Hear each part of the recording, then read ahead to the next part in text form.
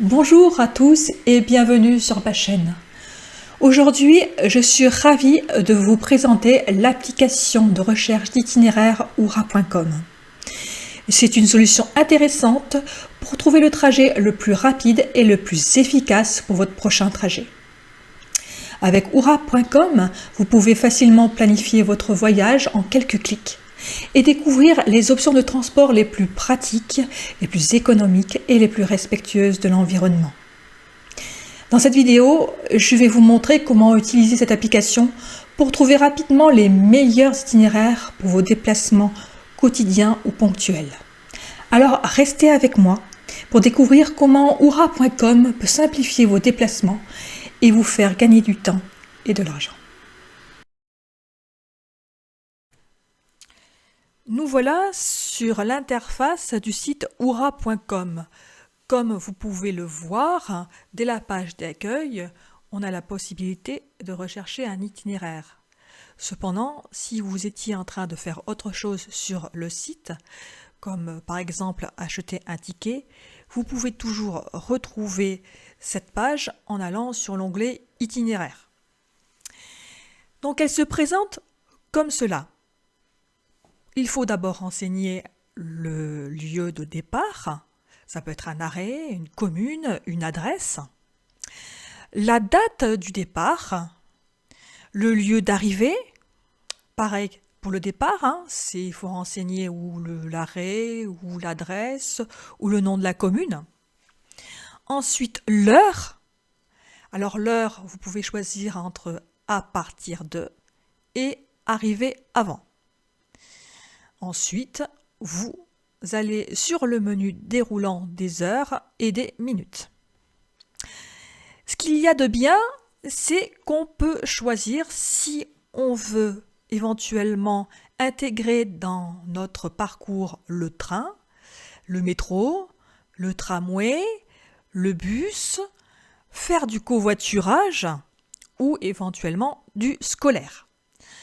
Là, quand ils apparaissent en bleu, ça veut dire qu'ils ont été sélectionnés. Pour les désélectionner, vous cliquez dessus et ils n'apparaissent plus en bleu. À côté, on a le choix entre sélectionner un trajet qui sera le plus rapide ou sélectionner celui qui aura le moins de changements. Il est possible aussi de préciser si on débute son trajet à pied, en vélo ou en voiture.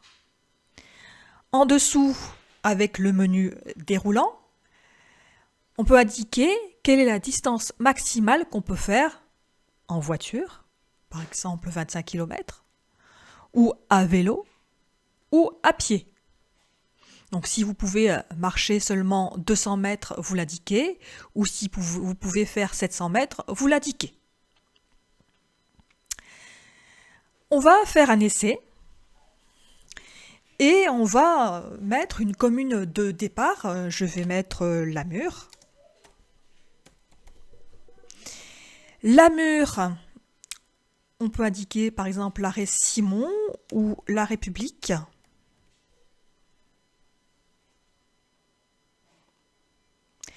La date, je vais mettre le 20 février. L'arrivée, je vais mettre place Victor Hugo à Grenoble. À partir de, on va dire que je vais partir à partir de 6 heures du matin. Et j'ai sélectionné tous les modes de transport possibles, covoiturage, bus, tramway, métro, train. Et je dis que je peux faire 700 mètres à pied. Je clique sur rechercher. Là, il va m'indiquer tous les trajets possibles. Alors, par exemple, le départ à 6h30. Je clique dessus. Il me dit à 6h30, à la République, vous pouvez prendre le car T90 du réseau Car Région et vous arriverez à 7h36 à l'arrêt Alsace-Lorraine. D'Alsace-Lorraine à la place Victor Hugo, vous allez marcher 1 minute. Vous avez même le plan sur le côté. Pour retourner au résultat, il faut cliquer en haut à droite « Retour au résultat ». Et vous donne tous les trajets possibles avec le moyen de transport, bus, marche. En dessous, vous avez des itinéraires en covoiturage. En fait, ce sont des parcours proposés par des personnes qui se sont enregistrées sur l'application Movici. Pour Movici, j'ai fait également un tuto pour se servir de cette application. Vous retrouverez le lien en haut à droite. Donc, on peut cliquer dessus.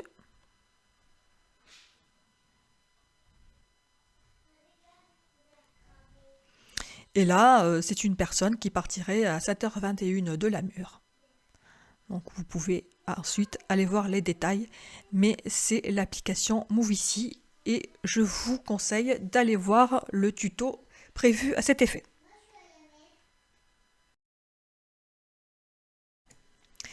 Maintenant, on va voir la différence quand on sélectionne le début de son trajet à pied ou en voiture. Alors, je vais prendre comme lieu de départ la Festinière, l'arrêt de la Festinière à Pierre-Châtel. Date de départ, le 20 février. L'arrivée, je vais prendre l'avenue Marcelin Berthelot.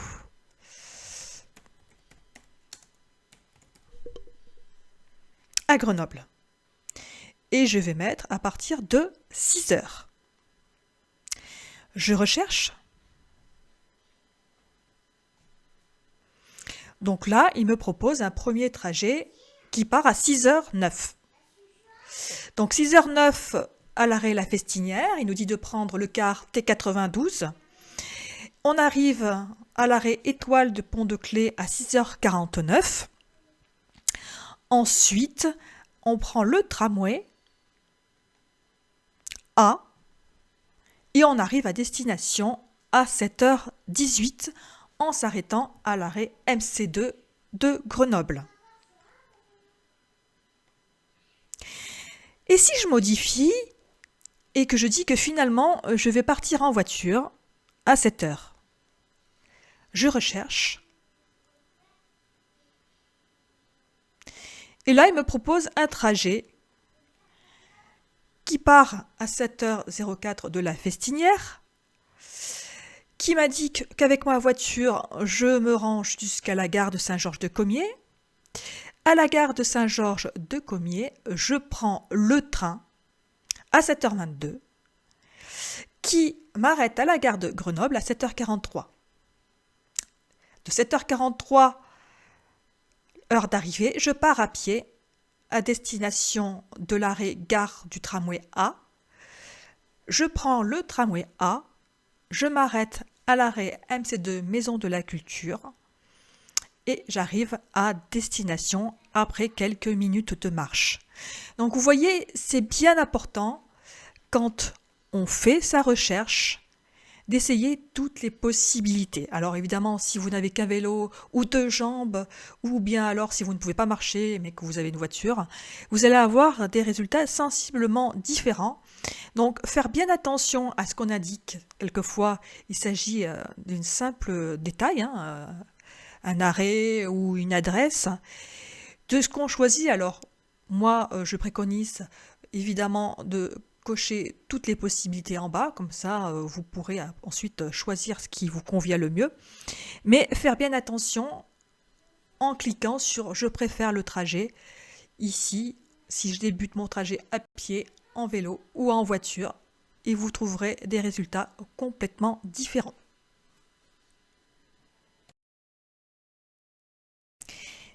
Et je vais vous montrer un autre exemple qui montre très bien qu'il faut se méfier des résultats de ce logiciel d'itinéraire. Là, je reprends par exemple un départ à la Festinière, mais je dis que je veux arriver à l'arrêt Malherbe, à Grenoble. Je décoche la solution du train et je dis qu'en voiture, je ne peux pas faire 20 km, mais que je peux en faire 5. Je recherche. Et là, étrangement, je ne vais pas du tout avoir les mêmes résultats. D'ailleurs, on voit que les moyens de transport pour aller jusqu'à destination, ça sera la voiture, le bus, la marche et le tramway. Je clique. Et effectivement, là, il me dit qu'il faut que je prenne ma voiture pour aller jusqu'à l'arrêt station-service de Pierre-Châtel. De là, je prends le car T90 qui m'arrête à l'arrêt Étoile à Pont-de-Claix. À Pont-de-Claix, je prends le tramway A et je m'arrête à l'arrêt Malherbe qui est ma destination finale. Donc vous voyez, ça me donne un résultat complètement différent. Donc il faut bien se méfier. Et puis là, ici, il faut aussi être sûr que le bus en question, le car T90, n'a pas été supprimé. Voilà, vous savez maintenant tout sur l'application de recherche d'itinéraire oura.com et comment elle peut vous aider à planifier votre prochain voyage de manière rapide, pratique et économique. J'espère que cette vidéo vous a été utile et que vous avez appris quelque chose de nouveau, tout en restant vigilant comme vous avez pu le voir tout au long du tuto. N'oubliez pas de vous abonner à ma chaîne pour découvrir plus de vidéos sur la mobilité en Matésine et être imbattable sur les applications numériques qui sont à votre disposition. Si vous avez aimé cette vidéo, n'hésitez pas à la partager avec vos amis et à cliquer sur le pouce en l'air. Merci d'avoir regardé et à la prochaine.